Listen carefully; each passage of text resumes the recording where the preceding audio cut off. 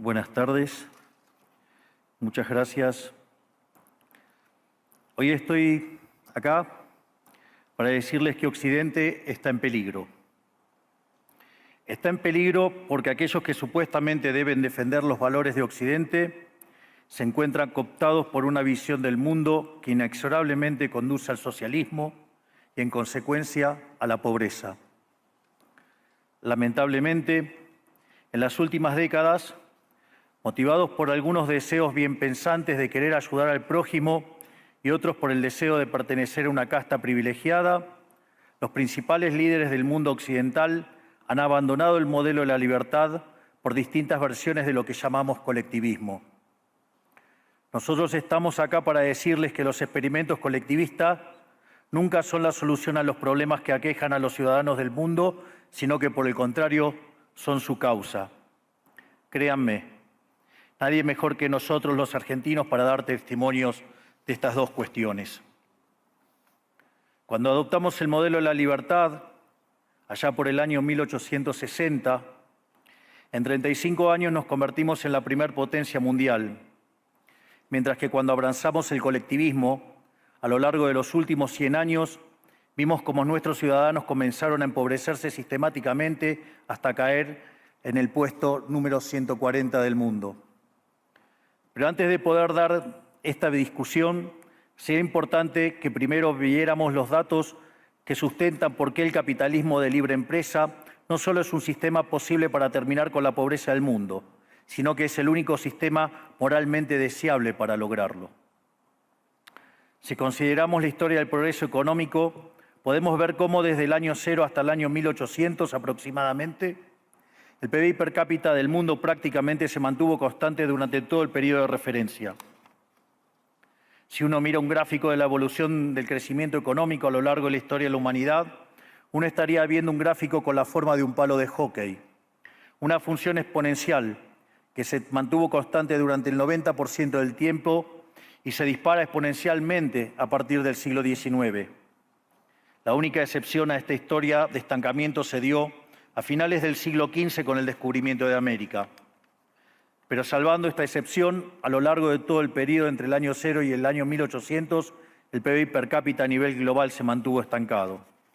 Ahora bien, no solo que el capitalismo generó una explosión de riqueza desde el momento que se adoptó como sistema económico, sino que, si uno analiza los datos, lo que se observa es que el crecimiento se viene acelerando a lo largo de todo el periodo. Durante todo el periodo comprendido entre el año 0 y el 1800, la tasa de crecimiento del PBI per cápita se mantuvo estable en torno al 0,02% anual, es decir, prácticamente sin crecimiento. A partir del siglo XIX, con la Revolución Industrial, la tasa de crecimiento pasa al 0,66%. A ese ritmo, para duplicar el PBI per cápita, se necesitarían crecer durante 107 años. Ahora bien, si observamos el periodo entre 1900 y 1950, la tasa de crecimiento se acelera al 1,66% anual. Ya no necesitamos 107 años para duplicar el PBI per cápita, sino 66. Y si tomamos el periodo comprendido entre 1950 y el año 2000, vemos que la tasa de crecimiento fue de 2,1% anual, lo que derivaría en que en solo 33 años podríamos duplicar el PBI per cápita del mundo. Esta tendencia, lejos de detenerse, se mantiene viva aún hoy. Si tomamos el periodo entre el año 2000 y el 2023, la tasa de crecimiento volvió a acelerar el 3% anual, lo que implica que podríamos duplicar nuestro PBI per cápita en el mundo en tan solo 23 años. Ahora bien, cuando se estudia el PBI per cápita desde el año 1800 al día de hoy, lo que se observa es que luego de la Revolución Industrial, el PBI per cápita mundial se multiplicó por más de 15 veces, generando una explosión de riqueza que sacó de la pobreza al 90% de la población mundial. No debemos olvidar nunca que para el año 1800, cerca del 95% de la población mundial vivía en la pobreza más extrema, mientras que ese número cayó al 5% para el año 2020, previo a la pandemia. La conclusión es obvia. Lejos de ser la causa de nuestros problemas, el capitalismo de libre empresa como sistema económico es la única herramienta que tenemos para terminar con el hambre, la pobreza y la indigencia a lo largo y a lo ancho de todo el planeta. La evidencia empírica es incuestionable. Por eso, como no cabe duda de que el capitalismo de libre mercado es superior en términos productivos, la doxa de izquierda ha atacado al capitalismo por sus cuestiones de moralidad, por ser, según ellos, dicen sus detractores, que es injusto. Dicen que el capitalismo es malo porque es individualista y que el colectivismo es bueno porque es altruista, con la ajena. Y en consecuencia bregan por la justicia social. Pero este concepto que en el primer mundo se ha puesto de moda en la última época, en mi país es una constante del discurso político desde hace más de 80 años. El problema es que la justicia social no es justa, sino que tampoco aporta al bienestar general. Muy por el contrario, es una idea intrínsecamente injusta, porque es violenta. Es injusta porque el Estado se financia a través de impuestos y los impuestos se cobran de manera coactiva. ¿O acaso alguno de nosotros puede decir que paga los impuestos de manera voluntaria? Lo cual significa que el Estado se financia a través de la coacción y que a mayor carga impositiva, mayor es la coacción, menor es la libertad. Quienes promueven la justicia social parten de la idea de que el conjunto de la economía es una torta que se puede repartir de una manera distinta. Pero esa torta no está dada, es riqueza que se va generando en lo que, por ejemplo, Israel Kirzler llama un proceso de descubrimiento de mercado. Si el bien o servicio que ofrece una empresa no es deseado, esa empresa quiebra a menos que se adecúe a lo que el mercado le está demandando. Si genera un producto de buena calidad a un buen precio atractivo, le va a ir bien y va a producir más. De modo que el mercado es un proceso de descubrimiento en el cual el capitalista encuentra sobre la marcha el rumbo correcto. Pero si el Estado castiga al capitalista por tener éxito y lo bloquea en este proceso de descubrimiento, destruye sus incentivos y las consecuencias de ello es que va a producir menos y la torta será más chica, generando perjuicio para el conjunto de la sociedad. El colectivismo, al inhibir estos procesos de descubrimiento y al dificultar la apropiación de lo descubierto, ata al emprendedor de las manos y le imposibilita producir mejores bienes y ofrecer mejores servicios a un mejor precio. ¿Cómo puede ser entonces que desde la academia, los organismos internacionales, la política y la teoría económica se demonice un sistema económico que no solo ha sacado de la pobreza más extrema al 90% de la población mundial y lo hace cada vez más rápido, sino que además es justo y moralmente superior? Gracias al capitalismo de libre empresa, hoy el mundo se encuentra en su mejor momento. No hubo nunca en toda la historia de la humanidad un momento de mayor prosperidad que el que vivimos hoy. El mundo de hoy es más libre, más rico, más pacífico y más próspero que en cualquier otro momento de nuestra historia. Esto es cierto para todos, pero en particular para aquellos países que son libres, donde respetan la libertad económica y los derechos de propiedad de los individuos. Porque aquellos países que son libres son 12 veces más ricos que los reprimidos. El decil más bajo de la distribución de los países libres vive mejor que el 90% de la población de los países reprimidos. Tiene 25 veces menos cantidad de pobres en el formato estándar y 50 veces menos en el formato extremo. Y por si eso fuera poco, los ciudadanos de los países libres viven un 25% más que los ciudadanos de los países reprimidos. Ahora bien, para entender qué venimos a defender, es importante definir de a qué hablamos nosotros cuando hablamos de libertarismo.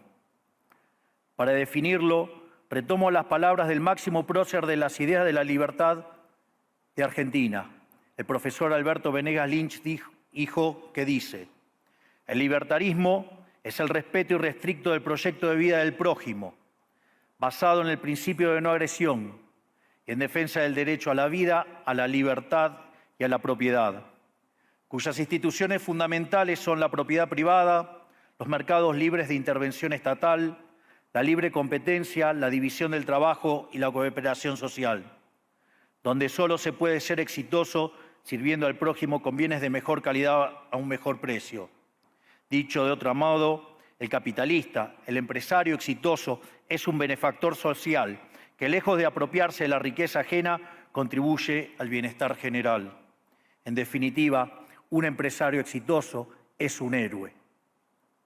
Este es el modelo que nosotros estamos proponiendo para la Argentina del futuro. Un modelo basado en los principios fundamentales del libertarismo, la defensa de la vida, de la libertad y de la propiedad. Ahora bien, Si el capitalismo de libre empresa y la libertad económica han sido herramientas extraordinarias para terminar con la pobreza en el mundo, y nos encontramos hoy en el mejor momento de la historia de la humanidad, vale la pena preguntarse por qué digo entonces que Occidente está en peligro.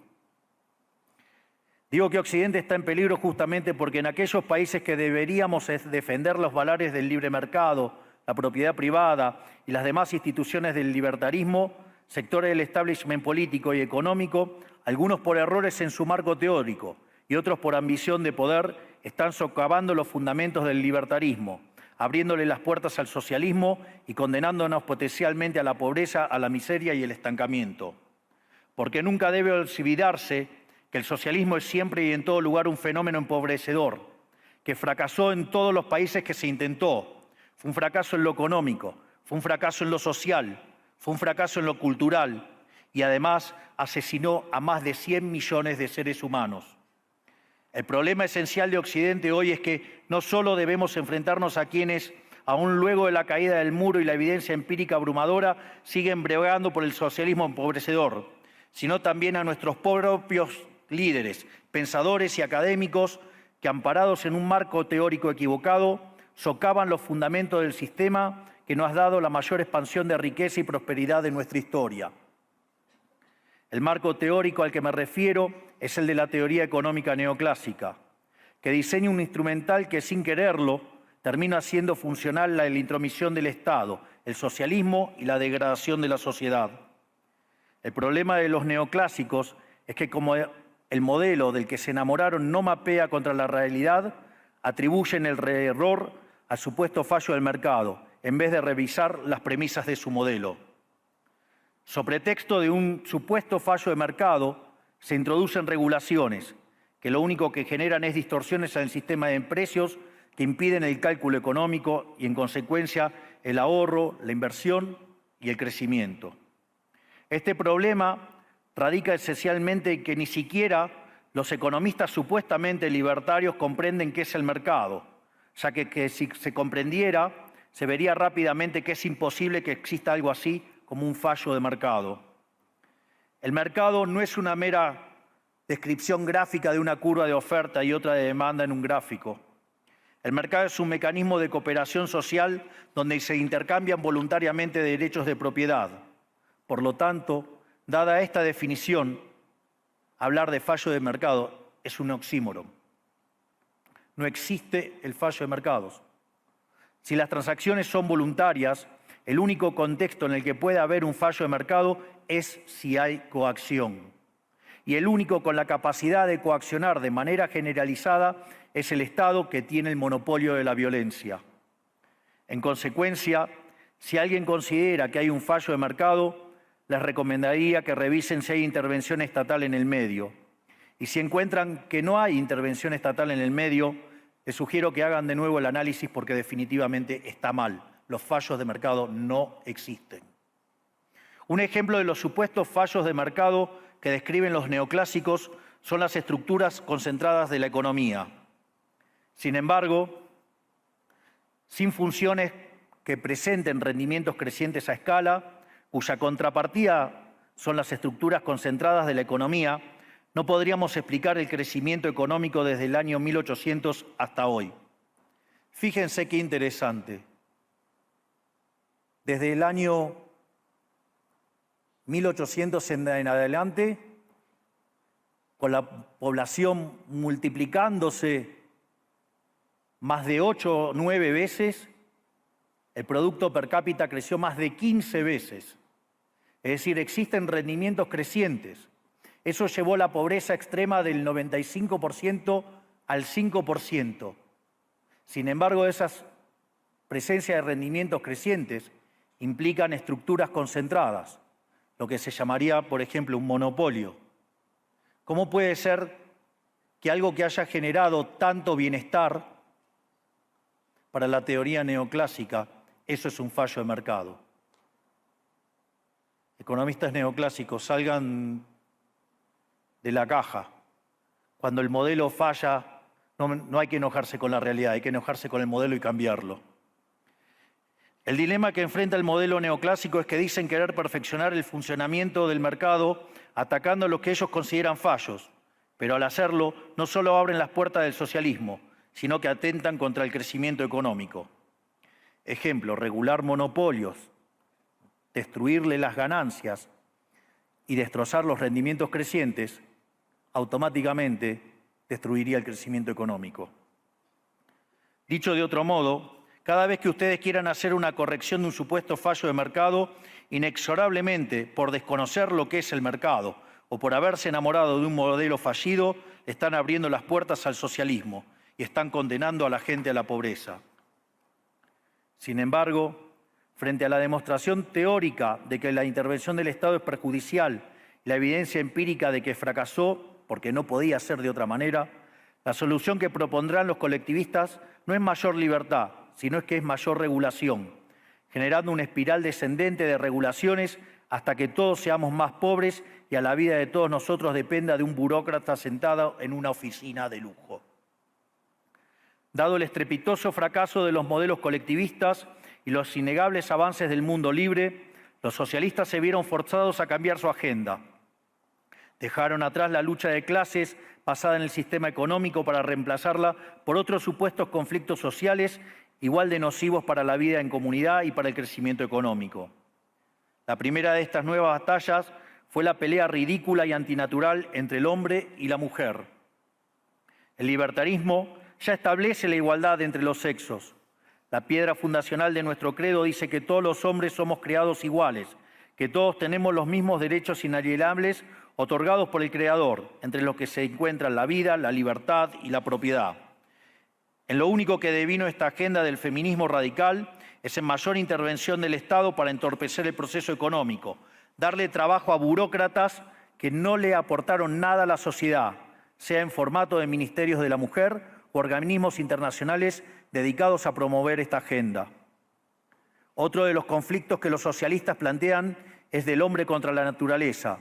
Sostienen que los seres humanos dañamos el planeta y que debe ser protegido a toda costa, incluso llegando a abogar por mecanismos de control poblacional o en la agenda sangrienta del aborto. Lamentablemente, estas ideas nocivas han pregnado fuertemente en nuestra sociedad. Los neomarxistas han sabido cooptar el sentido común de Occidente. Lograron esto gracias a la apropiación de los medios de comunicación, de la cultura, de las universidades y sí, también de los organismos internacionales. Este último caso es el más grave, tal vez, porque se trata de instituciones que tienen enorme influencia en las decisiones políticas y económicas de los países que integran esos organismos multilaterales. Por suerte, somos cada vez más los que nos atrevemos a levantar la voz, porque vemos que si no combatimos frontalmente estas ideas, el único destino posible es que cada vez vamos a tener más Estado, más regulación, más socialismo, más pobreza, menos libertad y, en consecuencia, peor nivel de vida. Occidente, lamentablemente, ya comenzó a transitar este camino. Sé que a muchos les puede sonar ridículo plantear que Occidente se ha volcado al socialismo, pero solo es ridículo en la medida que uno se restringe a la definición económica tradicional del socialismo, que establece que es un sistema económico donde el Estado es el dueño de los medios de producción. Esta definición debería ser, desde mi punto de vista, actualizada a las circunstancias presentes. Hoy los Estados no necesitan controlar directamente los medios de producción para controlar cada aspecto de la vida de los individuos. Con herramientas como la emisión monetaria, el endeudamiento, los subsidios, el control de la tasa de interés, los controles de precios y las regulaciones para corregir los supuestos fallos de mercado, pueden controlar los destinos de millones de seres humanos. Así es como llegamos al punto en el que, con distintos nombres o formas, buenas partes de las ofertas políticas generalmente aceptadas en la mayoría de los países de Occidente son variantes colectivistas. Ya sea que se declamen abiertamente comunistas, fascistas, nazis, socialistas, socialdemócratas, nacionalsocialistas, demócratas cristianos, keynesianos, neokeynesianos, progresistas, populistas, nacionalistas o globalistas. En el fondo, no hay diferencias sustantivas. Todos sostienen que el Estado debe dirigir todos los aspectos de la vida de los individuos. Todas definen un modelo contrario al que llevó a la humanidad al progreso más espectacular de su historia. Nosotros venimos hoy aquí a invitar a los demás países de Occidente a que retomemos el camino de la prosperidad. La libertad económica, el gobierno limitado y el respeto irrestricto de la propiedad privada son elementos esenciales para el crecimiento económico. Este fenómeno de empobrecimiento que produce el colectivismo no es una fantasía, ni tampoco fatalismo. Es una realidad que los argentinos conocemos muy bien desde hace por lo menos 100 años. Porque ya lo vivimos, ya pasamos por esto, porque como dije antes, desde que decidimos abandonar el modelo de la libertad que nos había hecho ricos, estamos atrapados en una espiral descendente en donde cada día somos más pobres. Esto es, ya lo vivimos nosotros y estamos acá para alertarlos acerca de lo que puede pasar si los países de Occidente, que se hicieron ricos con el modelo de la libertad, continúan por este camino de servidumbre. El caso argentino es la demostración empírica de que no importa cuán rico seas, cuántos recursos naturales tengas, no importa cuán capacitada esté la población, ni cuán educada sea, ni cuántos lingotes de oro haya en las arcas del Banco Central.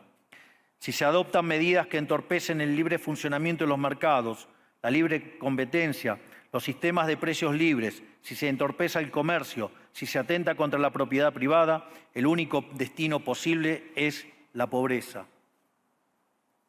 Por lo tanto, para finalizar, quiero darles un mensaje a todos los empresarios aquí presentes y a los que no están, pero nos están siguiendo desde todas partes del planeta. No se dejen amedrentar ni por la casta política ni por los parásitos que viven del Estado. No se entreguen a una clase política que lo único que quiere es perpetuarse en el poder y mantener sus privilegios.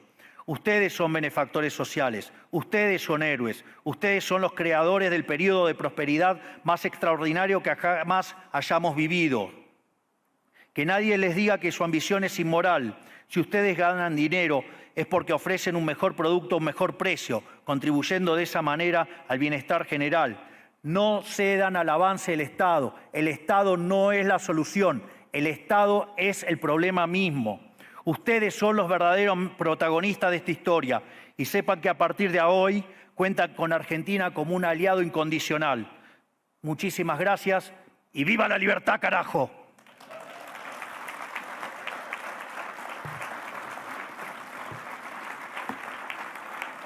Gracias, presidente. Muchísimas gracias. Vamos a salir por la derecha también. Fantástico. Gracias.